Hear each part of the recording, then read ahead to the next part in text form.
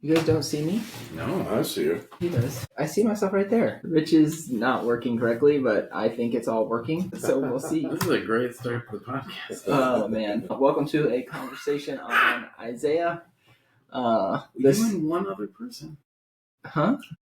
Is it still not showing up? Yeah, you are not here. I'm definitely here. Which is weird. Let's see. I can go to the YouTube stream. I mean, it's recording. I'm on the YouTube stream, so it's there. It just says that it's just me and Gormy. Well, it's not. This is a great example of what this entire week has been like. Yeah. Just everything's a mess and hard, and people are missing. People are missing. Oh, that's good. Yeah, so... Yeah, Scott he's on a missions trip. He's in the overseas. Yeah, he's overseas with a group of people from Corner, and kind of the way we do missions trips here at Corner Church is just really about investing time and connection with our missionaries. We're not going there thinking that we have all the answers and we're trying to convert or put on a big thing. But really the goal is just, these are people that we pray for often. These are people that we support financially, and we want them to know that we care about them. And so that's why we do small group missions trips. We got some others coming up. I don't know why I went on that tangent. I was explaining why Scott was gone. Yeah, because people are gone. Yeah. Rachel's she's serving with a group that helps credential ministers. So she's doing a bunch of interviews and figuring all that out. And I'm so thankful that she's doing it. So it's something I would absolutely hate. But yeah, so it's just the three boys today. Here we are. Gormy's got tired face on. Heck yeah. What time did you go to bed last night? I went to bed early at 12:30. I went to bed not early at 8 p.m. Oh, man. I love that we normally, maybe there's 1 hour or two that no Corner Church pastor is awake during the day. That's right. And we cover the night in prayer. That's right. Exactly. That's the only reason I stay up late. Yeah. That's good. I'm on Isaiah? Yeah, can you guys think of a moment where you took the easy way or you did the quick fix instead of doing the actual work? And does a moment come to your head? Rich avoids those things at all costs. That's why it's a little harder to think of, but I'm trying. My story doesn't quite necessarily fit into I was taking the quick fix. It was something that I actually thought was going to be quick, and then it turned into not quick. Kelsey was gone for a weekend, and I decided to tear out our bathroom floor. Mm-hmm. And then I found that it was a much bigger project than I anticipated. And so to this day, there are still things I haven't finished with that. And that was 3 years ago. But don't want to peak too soon. Too soon? Yeah, don't want to peak too soon. Yeah. Don't want to rush it. It's like the duct tape moment. Like when you just use duct tape instead of actually. I've done my fair amount of microphone stand, in the moment, duct taping, and it never works. It never works. I don't. I think most of the things are. You want them to be faster than they are. You think you're doing a quick thing, and it's just long. I'm trying to think of the one where it's I know I should do it this way, but yeah. I think you have a tendency to want to do it the best way. Now, Rich 10 years ago would have been very much. Rich, I think we share some similarities. Mine isn't necessarily wanting to do it the best way. I just don't want to do it twice. Mm-hmm. And so that's always okay, how can we do it enough that I don't have to do it again? I just want to make sure that if the first way craps out, we have something in place so that it's not completely gone. You see, I don't even want contingencies because I just want to know that the plan's going to work. Yeah. I get that. I just hate redoing things. Mm-hmm. Good example actually from my bathroom is I'm as good at tile. Doing tile. I'm at that place where I'm good enough to get myself in trouble. I know how it all works, but I don't really have the skill to do it all. And so I did the floor of the shower essentially wrong. The tile wasn't tall enough. And so I had to lay another floor of tile on top of the tile that I already laid to fix it. So I did that like 2 weeks ago. And I'm just in there just like angry, just like cursing at myself. If you would have just done it the first time correctly, you wouldn't be in here again. Nope, I've got one. Michael Inholt and I helped Mitch move a wardrobe into their apartment. And we got there and we went, this thing is bigger than we expected.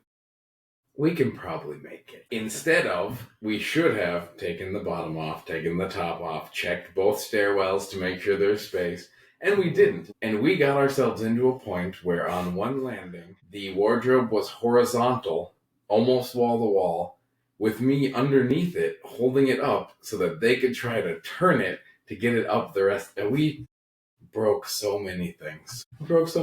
We should have measured. We should have, but we did not. Yeah, I think that is like a tendency to everybody to some degree. My brother and I have this joke that when we're doing something kind of dumb or something we know that it's going to be an issue later, we'll say, that's a future Greg problem. Yeah, future. Or that's a future Spencer problem. Like, what are you going to do when this happens? Future Greg. He'll figure that out. I just need to get past this point. And I think that's a common occurrence that people, I don't know, why do you think people get stuck in that quick fix mentality? Like, I just have to do what gets me through today, even at the cost of future them. I think part of it is the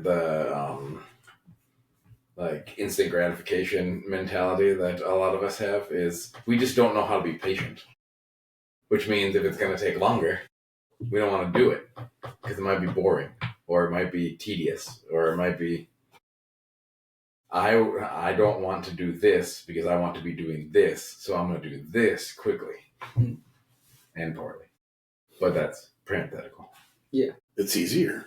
I mean, it's just... But it's not. If you look at the impact, long-term impact, it's not easy. It's not easier overall. But to be like, I don't have to do it yet. So I don't want to do it, so I'm not going to do it. And then you know, it's just, it's like hitting the snooze button. You know, you don't have to worry about getting up until, you know, that thing goes off again 3 or 4 times, whatever it is. But at the moment, you don't have to worry about it.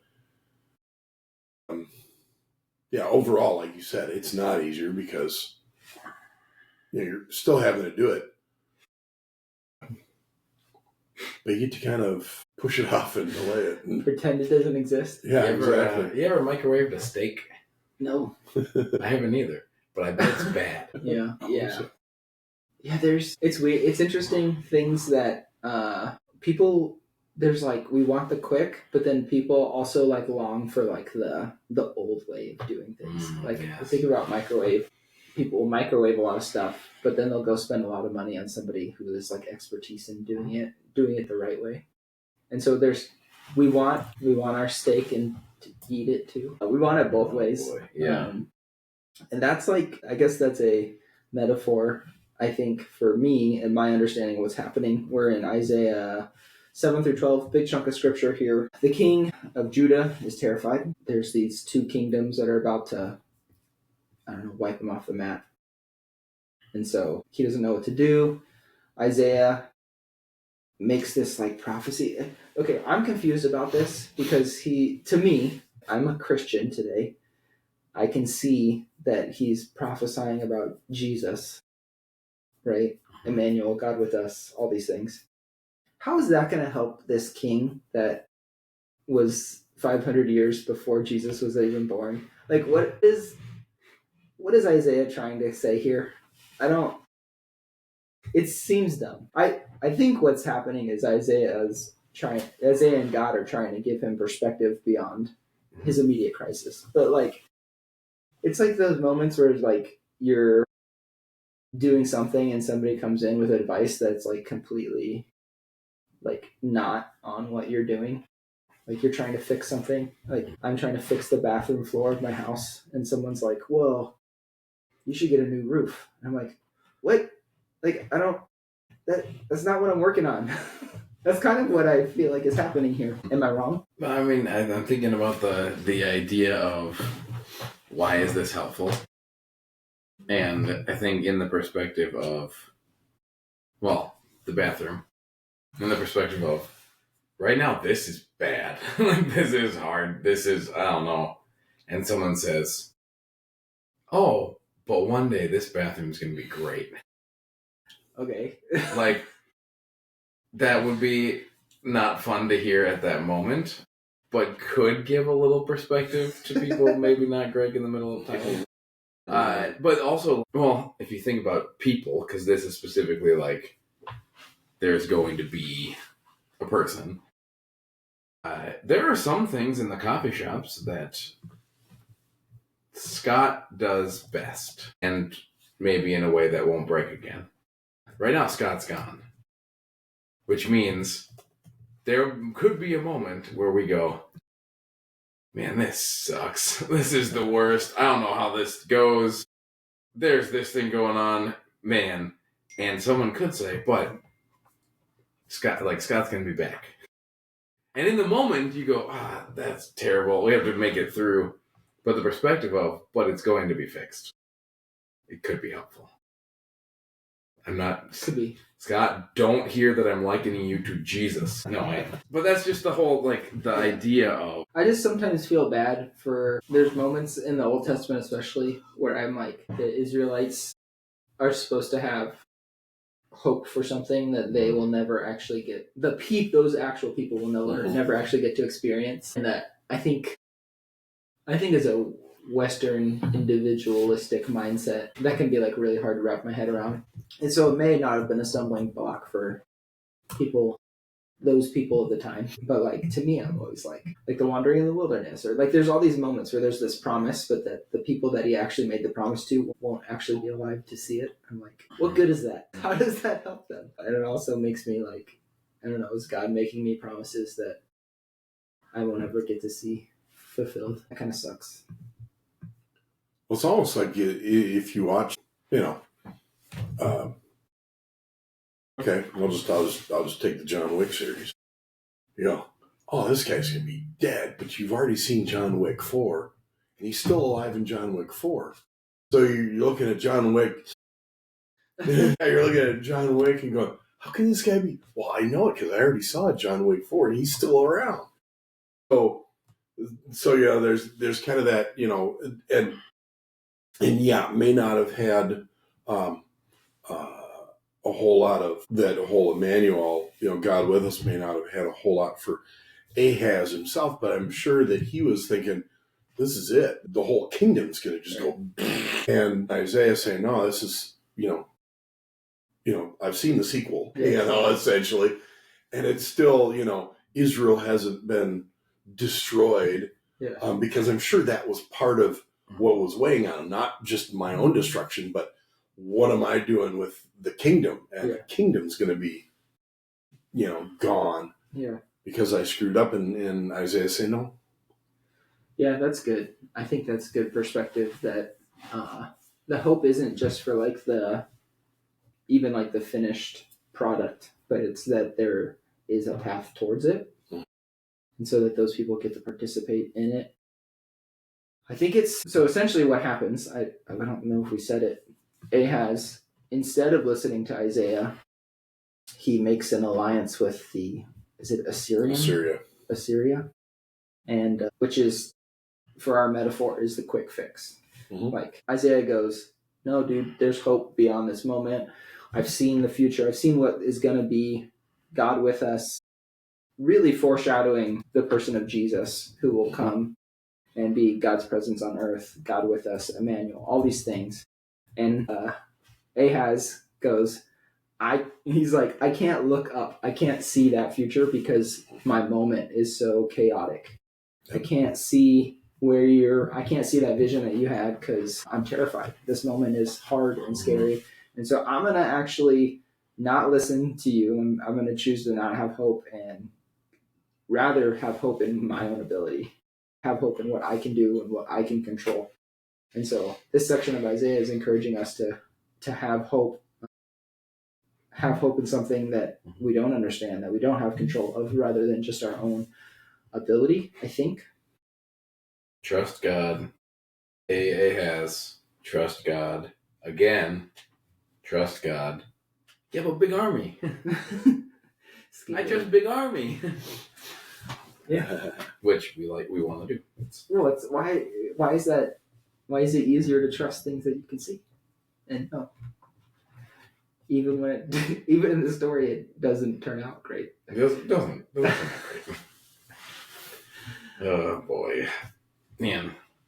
I mean, I think that I have that tendency to be like, yeah, I trust you, God. That's why I'm doing all these things and having all these contingencies and doing all this planning. It's because I trust you. Like, and sometimes maybe, I don't know. That's a hard line. Yeah, to I think discover. that it's hard to navigate for us, our tiny human brains, the trust God but do stuff. Right?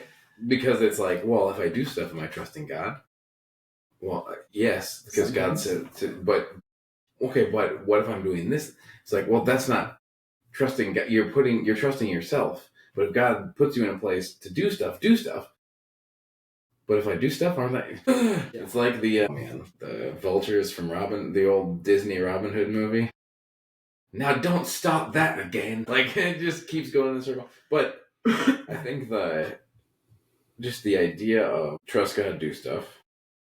And then Isaiah and, where is it? I had it. Hey, Ahaz, like, trust God. Guess what's going to happen? I want to give you a glimpse. Trust God, do stuff. Does adding what Isaiah shares, this idea of Emmanuel or God with us, does it change that formula? The trust God, do stuff? Yeah, because that's what I think partly, like, I think Isaiah's prophecy is for future and give hope, but I also think if Ahaz had faith that God was Emmanuel, God was with us in that moment, he still does stuff, but it changes what he does. That's true. Like, I think that is the shift of perspective of like, am I doing church to make God be here, or am I doing church to make myself look good? Or if I'm doing, like, why am I doing it? Like, back to that question about motivation, or does God with us, is that the motivation to do stuff? Like, I'm doing it out of relationship, out of who I know God to be, out of the character that I see who he is. And I would say it'd probably be really easy. Actually, we've seen it really easy to be, I'm going to plant a church. It's going to be big immediately. And if it's not, then there's that Ahaz moment of, well, I was trusting God that I'm here. Now I'm here and I've got 5 people every Sunday. I'm supposed to have 150 people every Sunday.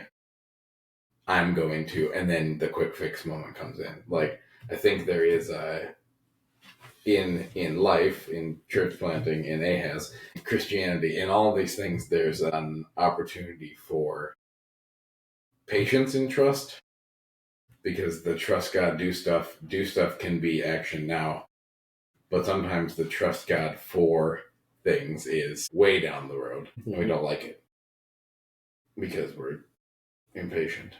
Yeah. But I think the perspective does change. If you are trying to trust God and all you see is the armies of the person trying to come and get you, come and take over, what's the word I'm looking for? Oppress you. It's harder to do stuff until you have clear vision. And if someone says, but don't worry, this is going to happen, you can choose to go, well, that doesn't help me now, and keep doing the same thing you're doing. Or you can choose to go, okay, then I will keep on the path. Yeah. Even when it's uncomfortable. Yeah. I can think of people in my world, or even in Corner Church, who are in a moment where it can feel like the armies are at the gates, the things are hard, and I mean, I see certain people being able to have perspective in the middle of that, and I don't think that hope and that perspective comes unless God is with them. Like, it's like such a clear moment of like, they know who God is because their perspective is one of hope in the midst of not a great moment.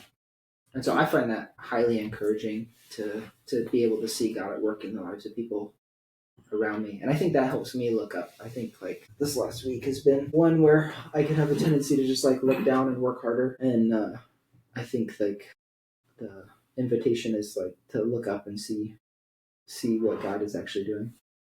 Yeah. And so often our timeline is more urgent than necessarily what is called for. We're going, it needs to get done now, or it's never going to get done. You know, kind of like the whole armies thing. It reminds me of the Lord of the Rings. They're at Helm's Deep, and they're just and they know Gandalf is coming. Gandalf is coming, and they're like, yeah, we're dead now though. And no, it wasn't quite. I mean, the orcs are still assaulting, but they weren't dead now. But then Gandalf arrives, and it wasn't too late. But every moment seemed like, yeah, this is too late. This is too late. This is too late. And I think a lot of times when we have kind of the same kind of, yeah, but it's too late. God can't do anything now. And it's not too late. It seems like it, but we're on a certain timeline, and God's like, you know what? It's you're acting as if you're about to die at any second, but I've got this, and you can trust that, and it's hard because we see, we just see that clock ticking down, our own clock.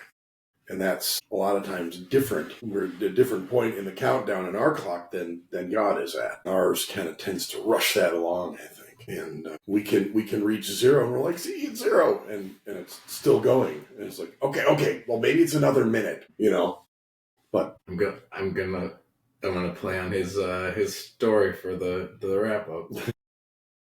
Because that moment in Lord of the Rings in Helm's Deep, should have known that. A moment where with you guys. Theoden and Aragorn and Gimli and Legolas and everything feel completely overwhelmed, completely done, to the point of Theoden saying, "Ride out with me one last time," right? And they ride out, and the phrase that happens when they see Gandalf, because it's not just Gandalf, right? It's Gandalf leading the Rohirrim. So Éomer shows up, and Gandalf says, "Theoden King stands alone." And Éomer's response is, "Not alone." And they run down the hill and they save him all that. But for us, I think Emmanuel, God with us, is part one.